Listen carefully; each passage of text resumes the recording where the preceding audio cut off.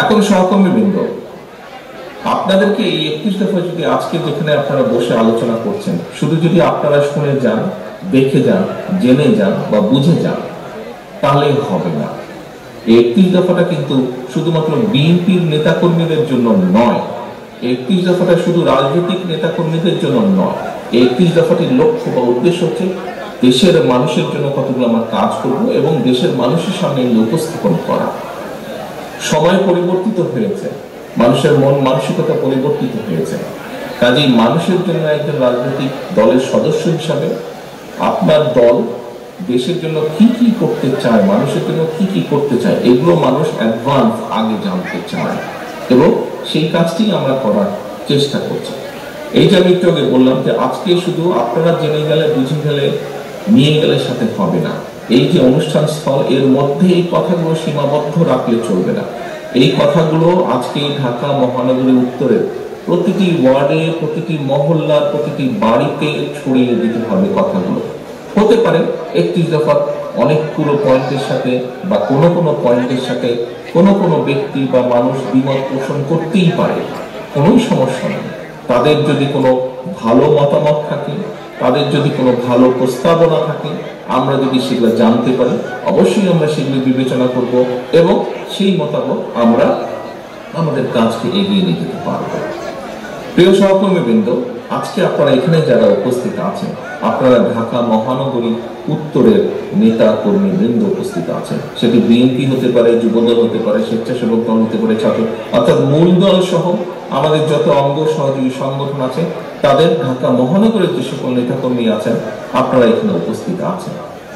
আমি বারে বারে ঢাকা মহানগরী, সেটি উত্তরই হোক বা দক্ষিণই হোক, নেতৃবৃন্দের সাথে যখন আমার কথায় একটি কথা আমি সবসময় বলার চেষ্টা করি বা বলে থাকি, সেই কথাটি হচ্ছে, দেখুন, আপনারা রাজধানীর মানুষ, রাজধানীর নেতাকর্মী, আপনাদের সামনে বা আপনাদের উপরে কিন্তু অনেক কিছু নির্ভর করছে।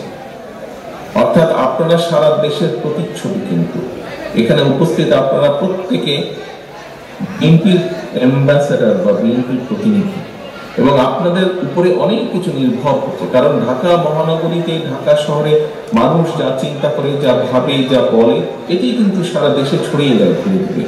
সারা দেশ থেকে মানুষ এখানে আসে, বিভিন্ন কাজে কর্মে মানুষ এখানে আসে, এখান থেকেও মানুষ সারা দেশে বিভিন্ন জায়গায় যায়। কাজে এখানকার চিন্তাধারা, এখানকার মানুষের মন মানসিকতার একটি বহিঃপ্রকাশ সারা দেশে ছড়িয়ে পড়ে।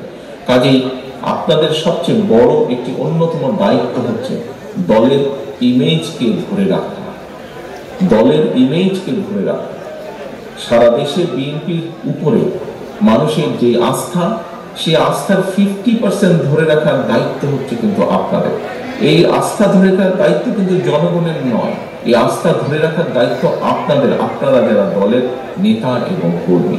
দলের সম্পর্কে ভালো কথাগুলো, দলের লক্ষ্য এবং উদ্দেশ্যগুলো, এগুলো আপনাদেরকে নিয়ে যেতে হবে জনগণের সামনে এবং এগুলোকে যদি আমরা সাকসেসফুলি নিয়ে যেতে পারি জনগণের সামনে, তাহলেই আমরা জনগণের সমর্থন অর্জন করতে, ভালোভাবে অর্জন করতে সক্ষম হব।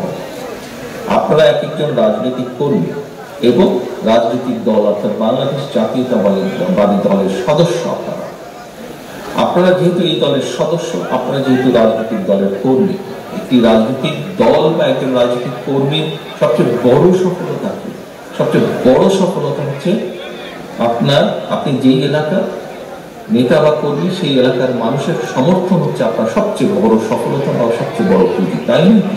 সামগ্রিকভাবে রাজনৈতিক দলের সবচেয়ে বড় পুঁজি বা সবচেয়ে বড় সফলতা হচ্ছে দেশের বৃহৎ জনগোষ্ঠীর সমর্থন নিজের পক্ষে রাখা।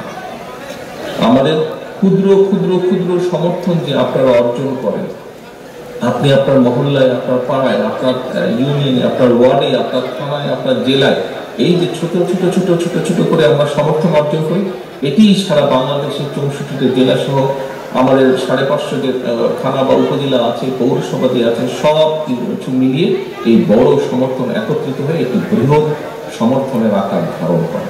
প্রিয় সহকর্মীবৃন্দ, সেজন্যই আপনাদের কাছে আমার আহ্বান থাকবে, অনুরোধ থাকবে, আপনারা একজন রাজনৈতিক কর্মী, আমি একজন রাজনৈতিক কর্মী, আমরা একটি রাজনৈতিক দলের সদস্য এবং আমাদের সবচেয়ে বড় পুঁজি হচ্ছে, রাজনীতিতে সবচেয়ে বড় পুঁজি হচ্ছে জনগণের সমর্থন।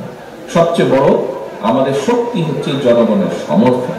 এই সমর্থনকে আমাদের যে কোনো ভাবে, এই সমর্থনকে আমাদের পক্ষে রাখতে হবে। যে কোনো ভাবে বলতে কিন্তু আমি বুঝিয়েছি পজিটিভ ভাবে, পজিটিভ ভাবে, অর্থাৎ জনগণ যা চিন্তা করে, জনগণ যা চায়, জনগণ যা বলে, জনগণ যেটা আশা করে, জনগণ যেটা প্রত্যাশা করে, একটি রাজনৈতিক দলের কাছে, একটি রাজনৈতিক কর্মীর কাছে আমাদেরকে সেভাবে চলতে হবে, কথা বলতে হবে, সেভাবে উঠতে হবে, বসতে হবে।